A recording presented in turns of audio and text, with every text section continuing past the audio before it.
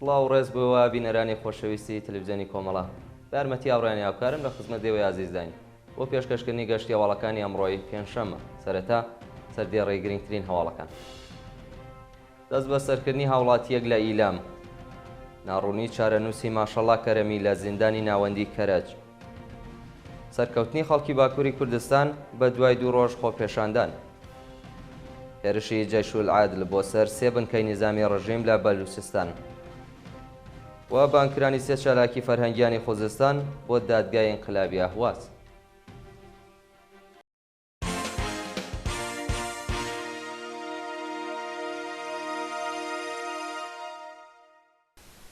درێژەی هەواڵەکان. دەست بە سەرکردنی هاوڵاتیەک لە ئیلام.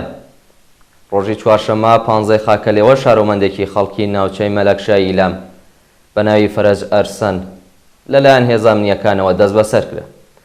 بە پێی زانیاریەکان هێزەکانی حکوومەت فەرەج ئەرسەنیان بەبێ بەڵگەی قەزایی دەست بەسەر و بۆ شوێنێکی نادیار گواستۆتەوە. تا کاتی بڵاوبوونەوەی ئەم هەواڵە هیچ زانیاریەک لە سەرۆکاری بەندکران و شوێنی ڕاگیرانی ناوبراو لە بەردەستانیە. گواستنەوەی سەکینە پەروانە بۆ زیندانی ئێڤین. ڕۆژی چوارشەممە 15 خاکەلێوە سەکینە پەروانە بەندکراوی سیاسی کورد پاش بانکێژ لەلایەن ئیتلاعاتی سوپای پاسدارانی مەشەدەوە دەست بەسەر و بۆ بەندی ژنانی زیندانی ئێڤین ڕاگوێزرا. سەرەتای مانگی خەرمانانی ساڵی ڕابردوو سەکینە پەروانە لەلایەن لقیەکی دادگای ئینقلابی مەشەد سزای 7 ساڵ و 6 مانگ بەندکردنی بەسەردا سەپێنرا و لە مافی دەست پێڕاگەیشتن بە پارێزەر بێبەش کرا. شایانی باسە و بەندکراوە سیاسیە کووردا بە نیشانەی ناڕەزایەتی سەبارەت بە سێدارەی 4 بەندکراوی سیاسی کورد بە ناوەکانی وەفا ئازەربار، محسن مەزلوم، پەژمان فاتحی و محەممەد فەرامەرزی ڕۆژی سێشەممە دەی ڕێبەندانی 1402 هەتاوی بۆ ماوەی 3 ڕۆژمانی لە خواردن گرتبوو. ناوبراو 16 ڕۆژەمەی 1401 هەتاوی لە شاری تاران دەست بەسەر و پاش 4 ڕۆژ ئازاد کرا. ناڕوونی چارەنووسی ماشەڵڵا کەرەمی لە زیندانی ناوەندی کەرەج. بە پێی راپۆرتی ناوەندەکانی مافی مرۆڤ ماوەی 8 مانگە چارەنووسی ماشەڵڵا کەرەمی لە زیندانی ناوەندی کەرەج ڕاگیراوە و بنەماڵەکەی نیگەرانی دۆخی تەندروستی ناوبراون. ماشەڵڵا کەرەمی ئەندامی بنەماڵەیەکی دادخواز و باوکی هەمیشە زیندوو محەممەد مێهدی ناسراو بە کۆمار کەرەمی لە گیان بەختکردوانی بزوتنەوەی ژن ژیان ئازادی ماوەی 7 مانگ و 15 ڕۆژە دەست بەسەر کراوە. ئەو باوکە دادخوازە لەلایەن دادگای گشتی و ئینقلابی کەرەج بە 4 تۆمەتی ناڕەوا تۆمەتبەر کراوە و ئەگەری هەیە سزای قورس بەسەریدا بسەپێن. سەرکەوتنی خەڵکی باکووری کوردستان بە دوای 2 ڕۆژ خۆپێشاندان. شەوی چوارشەممە 15 خاکەلێوە خەڵکی شارەکانی باکووری کوردستان و بە تایبەتوان پاش سەرکەوتن بە سەر کودەتاکەی دەوڵەتی ئەردۆغان ڕژانە سەر شەقام و شایان دەربڕی.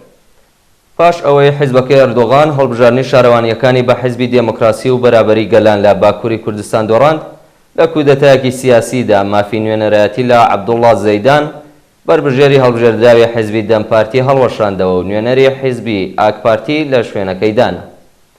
هەسوکەوتی دەوڵەتی ئەردۆغان ناڕەزایەتی بەرینی خەڵکی باکووری کوردستانی لێکەوتەوە و بۆ ماوەی 2 ڕۆژ خۆپێشاندەران دوکان و بازاڕیان داخست و لەگەڵ هێزەکانی پۆلیس بە شەڕ هاتن. لە 2 ڕۆژی ڕابردوودا 98 کەس لە 7 پارێزایی تورکیا دەست بەسەر کەسێک گیانی لەدەستداوە و چەندین کەسی دیکەش بریندار بوون. ڕۆژی ڕابردوو لێژنەی باڵای هەڵبژاردنەکانی تورکیا عەبدوڵڵا زەیدانی وەکو شارەوانی وان پەسەند کرد و بەڵگەنامەی سەرکەوتنی پێدا. هێرشی جەیشول عادل بۆ سەر 3 بنکەی نظامی ڕژیم لە بەلوچستان. شەوی چوارشەممە 15 خاکەلێوە چەکدارانی جەیشول عادل هێرشیان کردە سەر 3 بنکەی نظامی ڕژیم لە چابەهار، ڕاسک و سەرباز و تا بەیانی ڕۆژی پێنجشەممە شەڕ و پێکدادان بەردەوام بووە. بە پێی راپۆرتی میدیاکانی ڕژیم لە شەڕ و پێکدادانەکانی شەوی ڕابردوو 5 ئەندامی سوپا و هێزە ئینتیزامیەکان کوژراون و چەندین کەسی دیکەش بریندار بوون.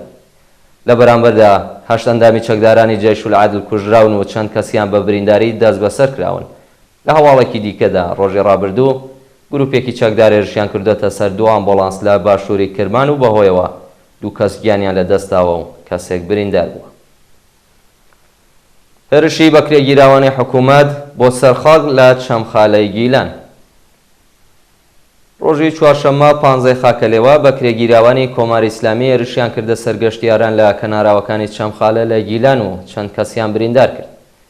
بە پێی زانیاریەکان زیاتر لە 100 کەس لە هێزەکانی حکوومەت بە بیانەی ڕەچاونەکردنی حیجابی ئیجباری و ڕەقسی تێکەڵی ژن و پیاوە هێرشیان کردوتە سەرگەشتیاران لە کەناراوەکانی چەمخاڵە و ژن پیا و منداڵیان داوەتە بەرلێدان و چەند کەسیان بریندار کردووە. گیان لە دەستان و برینداربوونی 5 کرێکار لە تاران و کورتکۆی. ڕۆژی چوارشەممە 15 خاکەلێوە 2 کرێکار لە دووڕووداوی جیاواز لە شارەکانی تاران و کورتکۆی گیانیان لەدەستدا و 3 کرێکاری دیکەی لە کورتکۆی بریندار بوو. بە پێی زانیاریەکان کرێکارێکی تەمەن 20 ساڵی خەڵکی ئەفغانستان لە کاتی کارکردن لە کارێزێک لە مەیدانی سەبەلانی تاران بەهۆی داڕمانی دیوار گیانی لەدەستداوە. لەلایەکی دیکەوە 4 کرێکاری شاغڵ لە ئیدارەی بەرقی ئۆستانی مازەندەران لە کاتی کۆکردنەوەی دەکەڵە کۆنەکان لە شارستانی کورتکۆی لە بەرزایی بەربوونەتە خوارەوە لە ئاکامی ڕووداوەدا کرێکارێک گیانی لەدەستداوە و 3 کرێکاری دیکەش بریندار بوون. بانکرانی 3 چالاکی فەرەنگیانی خوزستان بۆ دادگای ئینقلابی ئەهواز. ڕۆژی چوارشەممە 15 خاکەلێوە 3 چالاکی سنفی فەرەنگیانی خوزستان بە ناوەکانی پیرۆزنامی، سیاماک چهرازی و عەلی کروشاتی لەلایەن لە قیسەی دادگای ئینقلابی ئەهوازەوە بانکێش کراون. ئەو 3 چالاکە سنفیە لە ساڵی 1400 تاویەوە بەردەوام پەروەندە سازیان بۆ دەکرێت و هێشتا کەلوپەلە شەخسیە زەوتکراوەکانیان ڕادەستیان نەکراوە.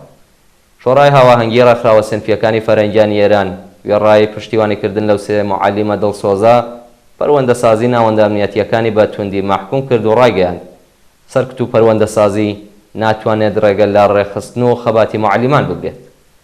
معەلیمانی دڵسۆزی ئێران پشتیوانی لە ناڕەزایەتی خەڵکی وەزاڵە هاتوو لە دەست گەندەڵی و ناکارەمەیی حکوومەت دەکەن و تا ئەو کاتەی بە خواستەکانیان دەگەن درێژە بە خەبات ببن. و دوایین هەواڵمان سەبارەتە بە خۆپێشاندانی هەزاران کەسی خەڵکی مەراکێش دژ بە ئیسرائیل.